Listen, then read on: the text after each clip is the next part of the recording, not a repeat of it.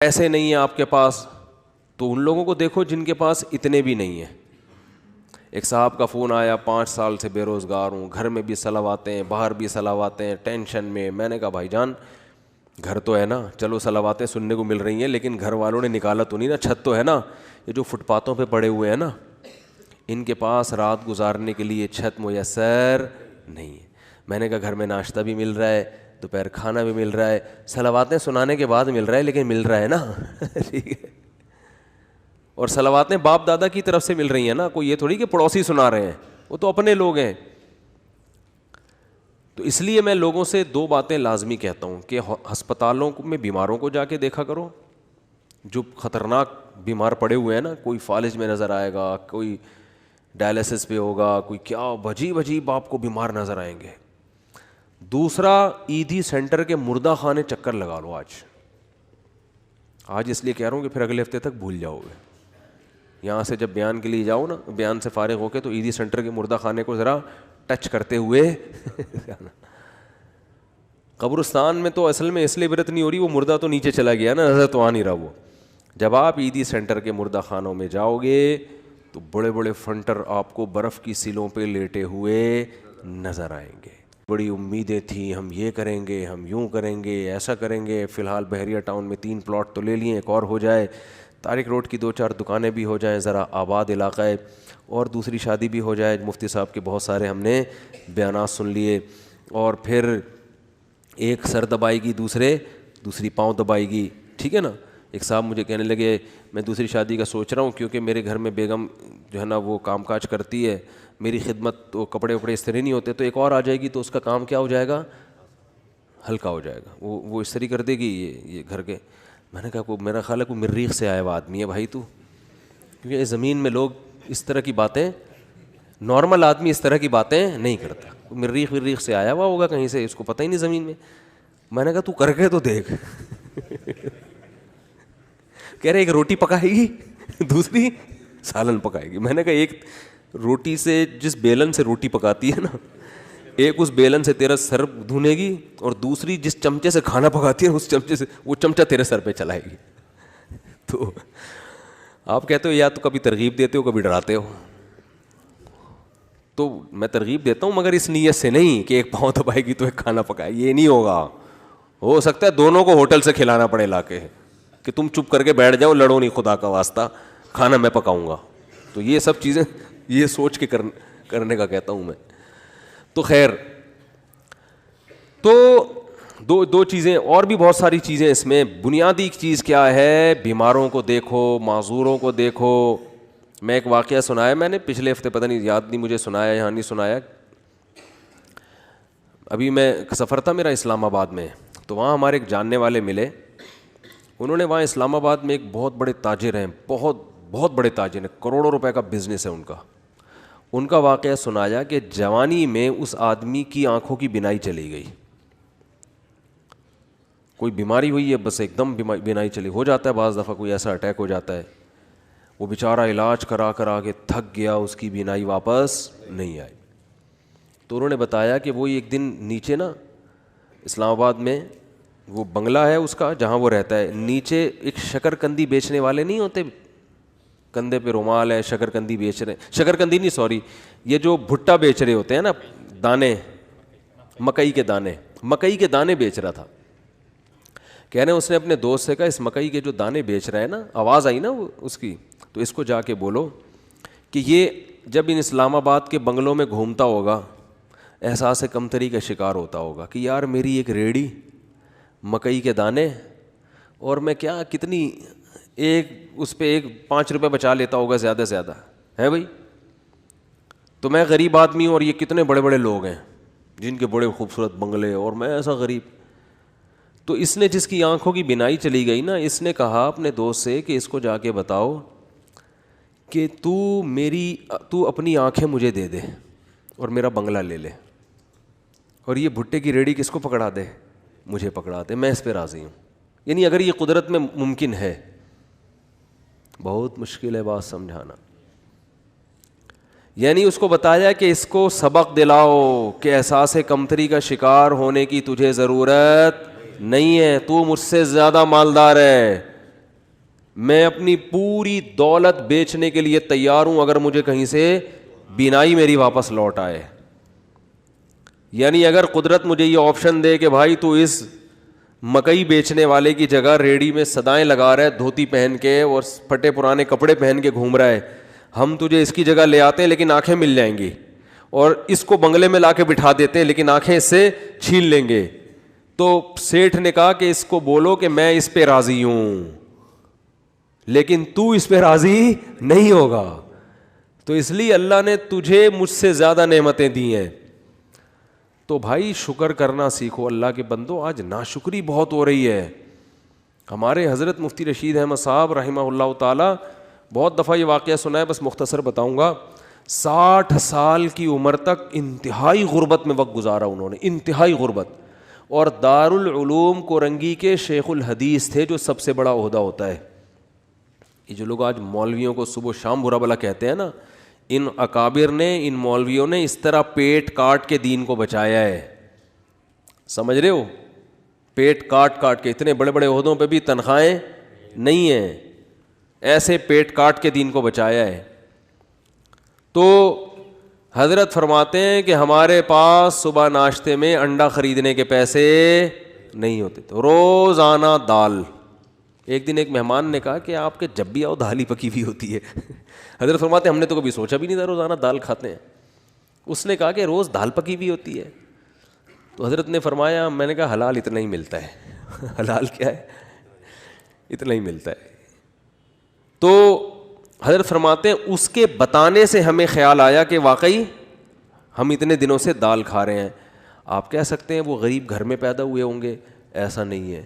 ہمارے حضرت انڈیا کا جو پنجاب ہے نا, لدھیانہ, اس کے جو چودھری گھرانہ ہوتا ہے نا, بڑے وڈیرے, ان گھروں میں پیدا ہوئے تھے. والد صاحب ٹھیک ٹھاک مالدار تھے. گاؤں کے جو ہوتے ہیں نا بڑے وڈیرے, مدرسے میں آنے کے بعد کیا ہو گئے, کیونکہ مدرسے میں تو کوئی سورس آف انکم ہی نہیں, وہ اتنی چھوٹی چھوٹی تنخواہیں مدرسے. اب تو پھر بھی تھوڑی سی بہتر ہوئی ہے, ورنہ ابھی بھی مدرسے کے ٹیچروں کی تنخواہیں بیچاروں کی ایسے ہی ہوتی ہے. اس لیے مدرسے کے علماء کے ساتھ تعاون کیا کریں. سمجھ رہے ہو کہ نہیں سمجھ رہے؟ لوگ دیکھتے ہیں بعض علماء کو بڑے لینڈ کروزر یہ وہ, ان کو دیکھ کے لوگوں کو دھوکہ آتا ہے. وہ سمجھتے ہیں سارے ایسے ہی ہوتے ہوں گے, ضروری تھوڑی سارے, وہ تو بیچارے چند ایک کو اللہ مال دے دیتا ہے, بیچارے زیادہ تر تو غریب ہی ہوتے ہیں اور مانگتے نہیں کسی سے. تو یہ عوام کی ذمہ داری ہے کہ وہ ان کے ساتھ تعاون کرے تاکہ وہ دین کے کام دل جمی کے ساتھ کر سکیں, لیکن وہ مانگتے نہیں کسی سے. اور جو مانگ رہے ہوتے ہیں وہ صحیح, وہ عالم جو بھیک مانگ رہے ہوتے ہیں نا لوگوں سے کبھی, اس سے وہ پھر وہ عالم نہیں ہوگا, اس کی تحقیق کرو. تو ہمارے دینی مدارس میں بہت سے علماء ہیں بیچارے دن رات تدریس میں لگے ہوئے ہیں, کبھی کسی کے سامنے اپنی حاجت پیش نہیں کرتے. تو ہمارے حضرت فرماتے ہیں کہ ان حالات میں جب میرے پاس انڈا خریدنے کے پیسے نہیں ہوتے تھے اور میں سال میں ایک مرتبہ اپنے شیخ کی زیارت کے لیے لاہور جایا کرتا تھا, تو وہ جو سال میں ایک مرتبہ ان کی خدمت میں جاتے تھے تو ہر مہینے تنخواہ سے تھوڑے تھوڑے پیسے بچا کے سال میں ایک مرتبہ اس قابل ہوتے تھے کہ بس یا ٹرین کا کرایہ جمع ہو جاتا تھا ان کو. لیکن آپ دیکھو اہل اللہ کی صحبت کی اہمیت کتنی تھی, کیونکہ اگر یہ صحبت نہ ملتی نا تو پھر غربت میں یہ توکل نہیں ہوتا. تو اپنے شیخ سے ملنے کے لیے جایا کرتے. ہمارے ہاں بزرگ ہوتے ہیں اس لیے ہم بزرگوں کی زیارت کے بھی قائل ہیں. بعض لوگوں کے ہاں بزرگ کا سیٹ اپ ہی نہیں ہے, بزرگی کا سسٹم ہی ختم ہو گیا ان کے ہاں. تو جن کے ہاں ہوتا ہے ان کے ہاں یہ سارے سیٹ اپ ہوتے ہیں, ٹھیک ہے نا, کہ وہ اپنے بزرگوں کی زیارت بھی کرتے ہیں. بعض لوگوں نے ہر بزرگ میں اتنے کیڑے نکال لیے کہ معاشرے سے بزرگوں کو ہی کیا کر دیا ہے, بزرگی معاشرے سے شارٹ ہو گئے ہیں. ایسا نہیں ہوتا, ہر دور میں بزرگ ہول سیل کے حساب سے رہیں گے. تو خیر, تو حضرت فرمایا کرتے تھے اس کنڈیشن میں اپنے آپ کو دنیا کا سب سے بڑا سیٹ سمجھتا تھا. فرماتے ہیں کہ میں یہ حالات بیان کرتے ہوئے بھی ڈر لگ رہا ہے کہ ناشکری نہ ہو جائے. پھر اللہ نے 60 سال کی عمر کے بعد حضرت کو بہت پیسہ دیا, پھر اسٹائل ہی چینج ہو گیا تھا حضرت کا. بھائی جب اللہ نے غریب رکھا ہے تو غریبوں کی طرح, جب پیسہ آیا تو پھر وہ حدیث ان اللہ یحب ان یرا اثر نعمتہ علی عبدہ, اللہ چاہتے ہیں کہ جب اللہ نے کسی کو نعمت دی ہو. صحیح بخاری کی حدیث ہے کہ ایک صحابی کو دیکھا پراگندہ حال, پوچھا کیا تمہارے پاس پیسہ نہیں ہے؟ فرمایا ہاں. تو فرمایا کہ نظر کیوں نہیں آ رہا؟ تو امیر آدمی کی سواری، امیر آدمی کا گھر، امیر آدمی کا لباس اور امیر آدمی کی خوراک، ان 4 چیزوں سے پیسہ جھلکنا چاہیے. سمجھتے ہو کہ نہیں سمجھتے؟ اگر آپ کو اللہ نے خوب پیسہ دیا ہے اور ہونڈا 50 رکھی ہوئی ہے آپ نے اور اس پہ گیس لگوائی ہوئی ہے، تو یہ نعمت کی ناقدری ہے، یہ سادگی نہیں ہے. اگر آپ کو پاس ٹھیک ٹھاک پیسہ ہے اور آپ لنڈے کی پینٹیں پہن کے گھوم رہے ہو تو یہ نعمت کی ناشکری. کھانے کے لیے آپ کے پاس ٹھیک ٹھاک پیسہ ہے اور آپ انڈے والا برگر تلاش کرتے ہو، یا تو پسند ہی انڈے والا ہو تو ایک الگ بات ہے، پیسہ ہو پھر بھی انڈے والا برگر کھا رہے ہو، تو یہ قناعت نہیں ہے، یہ سادگی نہیں ہے، یہ کنجوسی ہے. کنجوسی، اٹ از کالڈ کنجوسی. اگر آپ کے پاس پیسہ ہے اور آپ بیگم کو بھی ہر وقت کیلکولیشن کر کے نا اس کو حساب لیتے رہتے ہو کہ کتنے انڈے کھائے آج تو نے. بعض لوگ ایسے بھی ہیں کمبخت، بالکل ہی پاگلوں کی طرح زندگی ایک عذاب بن ڈالا ہوا ہے بچوں کو اپنے. ایک خاتون نے بتایا کہ میری ساس نگرانی کر رہی ہے، 2 روٹی کے بعد تیسری کا حساب ہوتا ہے، 2 کے بعد تیسری پکنا کیا ہے؟ منع ہے. اگر غربت ہے تو بھائی پھر تو اللہ کا بس یہی پھر نعمت ہے اللہ کی، یہ شکر کرو مل تو رہا ہے. لیکن اگر پیسہ دیا ہے تو حدیث میں آتا ہے اللہ یہ چاہتے ہیں کہ وہ نعمت کے اثرات بولو بھائی نظر آئیں. ہاں فخر نہ ہو، غریبوں کو نیچا دکھانے کے لیے نہیں کہ وہاں جا کے کالر اونچر کر کے دکھا رہا ہے میری گھڑی دیکھو میری بھی گھڑی ہے، ٹھیک ہے نا، میرا لباس اور میرے پیسے، یہ نیچ دکھانے کے لیے تو یہ تو حرام ہو جائے گا، فخر کے لیے حرام ہے. اور اس سے اترائے نہیں آدمی، یہ سمجھے اللہ کی طرف سے بھیک ملی ہوئی ہے، اچھے کپڑے پہن لیے بھائی اللہ نے دیا نا. کسی کو بھیکاری کو آپ 3 پیس سوٹ ٹائی پہنا دیں اور اچھا انڈے والے سے ہٹا کے زنگر برگر کھلا دیں، اس کو پیزا کھلا دیں تو وہ کھائے گا شکر کر کے، تواضع پیدا ہوگی، فخر نہیں کرے گا. تو یہ اللہ نے بھیک میں دیا ہوا ہے ہمیں، کسی کو لینڈ کروزر دے دی تو وہ فخر نہ کرے، بولے بھائی اللہ نے مجھے دی ہے، میری اپنی تھوڑی ہے، یہ اس کو رکشا دے دیا، مجھے کیا دے دی؟ لینڈ کروزر دے دی، تو نہ یہ میری ہے نہ یہ اس کا ہے، تو فخر کس بات کا؟ تو بس نعمت کو انجوائے تو کرو، غریبوں کو کمتر نہ سمجھے. کیوں نہ سمجھے؟ ہو سکتا ہے بھائی آخرت میں یہ لینڈ کروزر میں ہو اور آپ کو رکشا بھی میسر نہ ہو، الٹا معاملہ نہ ہو رہا ہو، تو مرتے ہی سب ختم. تو آخرت ہے اصل. تو ہمارے حضرت کیا کرتے تھے غربت میں، انتہائی غربت میں، حضرت فرماتے ہیں میں یہ نہیں سمجھتا تھا کہ مجھے صبر کا ثواب حاصل کرنا ہے، نہ فرمائے تو بڑا خطرناک ہو جائے گا. جب کوئی ٹینشن میں ہوتا ہے تو ہم کہتے ہیں صبر کرو ثواب ملے گا، ایسا ہی ہوتا ہے نا. تو حضرت فرماتے ہیں اس غربت میں یہ نہیں سوچتا تھا کہ میں صبر کروں گا تو ثواب ملے گا. فرمایا نہ، مجھے تو لگتا تھا اگر میں نے یہ سوچا کہ میں صبر کروں گا تو یہ تو گناہ ملے گا، کیونکہ صبر تو مصیبتوں پر ہوتا ہے، تو اللہ نے مجھے مصیبت میں رکھا بھی نہیں تو صبر کس بات کا. تو فرماتے تھے میں یہ سوچتا تھا کہ میرے اللہ کا اتنا فضل، وہ میرا 2 وقت روٹی مجھے دے دیتا ہے، 2 وقت کی روٹی مجھے بولو بھائی مل جاتی. فرماتے ہیں میرا گھر بھی ذرا غریب علاقے میں تھا، دور تھوڑا لوگوں سے، تو فرماتے ہیں میں سوچتا تھا بادشاہ ہمیشہ پبلک سے ذرا ہٹ کے رہتے ہیں اسٹائل ہے ہمارا، پبلک میں نہیں رہیں گے، تھوڑا سا ہٹ کے، مزاج شاہانہ ہے نا. لیکن اس حالت میں بھی ایسا شاہانہ مزاج، ایسے رہتے تھے لوگ آ کے قرضہ مانگا کرتے تھے حضرت سے، وہ سمجھتے تھے بہت بڑا سیٹ ہے کوئی. اور حضرت کو گرینری کا شوق تھا، پودے لگانے کا شوق تھا، تو پودے لگانے کے بعد نا پانی دینے کے لیے وہ نہیں خریدنے کے پیسے نہیں تھے، وہ نہیں پودوں کو پانی دیتے، وہ کیا ہوتا ہے فوارہ ہوتا ہے نا، کہتے ہیں ہم نے پھر جگاڑ کر کے کیلیں ٹھوک ٹھوک کے ایک اپنا گھر میں فوارہ بنایا ہوا تھا ٹھیک ہے نا. تو پھر جب اللہ نے پیسہ دیا تو پھر ہٹو بچوں. ہاں تو ہمارے حضرت کے پاس جب پیسہ آیا تو پھر حضرت شو روم میں گئے، فرمایا گاڑی چاہیے. انہوں نے کہا کون سی گاڑی ہے؟ فرمایا گاڑی دکھاؤ، گاڑی